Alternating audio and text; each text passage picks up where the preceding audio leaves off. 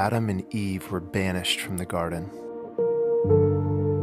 but they left with the promise that one day their offspring would crush the deceitful serpent's head. By God's help, they bore two sons, Cain and Abel.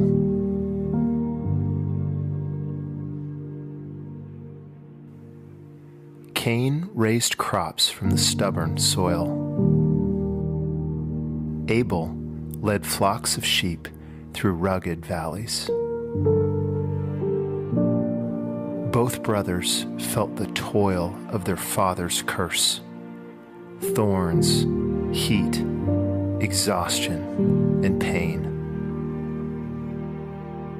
But they also remembered the God their father once walked with in the garden. And one day, they brought God offerings from their labor. Cain presented the fruits of the soil he'd wrested from the ground.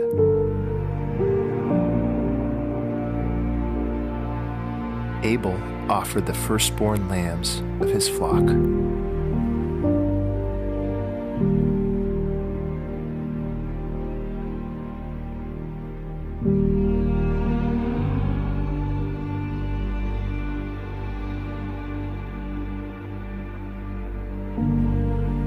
God looked with favor on Abel's gift, but he turned from Cain's.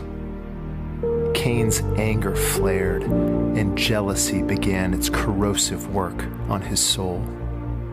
God spoke to Cain, "Why are you angry? And why is your face fallen? If you do well, will you not be accepted? And if you do not do well, sin is crouching at the door. Its desire is contrary to you, but you must rule over it." But bitter rage began to fester in Cain's soul.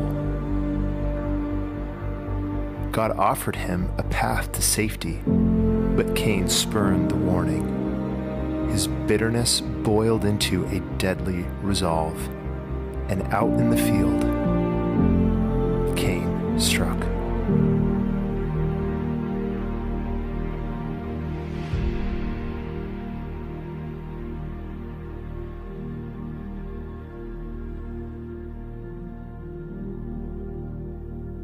God confronted Cain, but Cain feigned ignorance, asking, "Am I my brother's keeper?" But God knew. "What have you done?" God asked. "The voice of your brother's blood is crying to me from the ground." God declared that the ground that received Abel's blood would no longer yield its strength to Cain.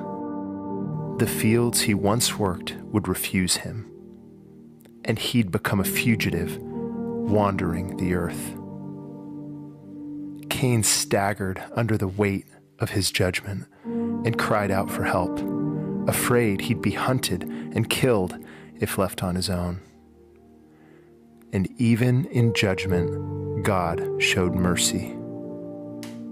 He placed a mark on Cain, a divine seal of protection, and declared, "If anyone kills Cain, vengeance shall be taken on him sevenfold."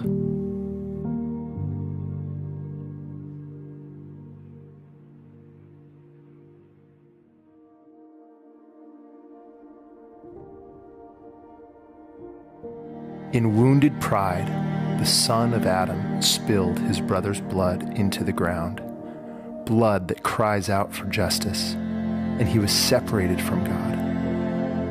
But in humility, the Son of God, a descendant of Adam, would one day pour his own blood into the ground to bring us back to him.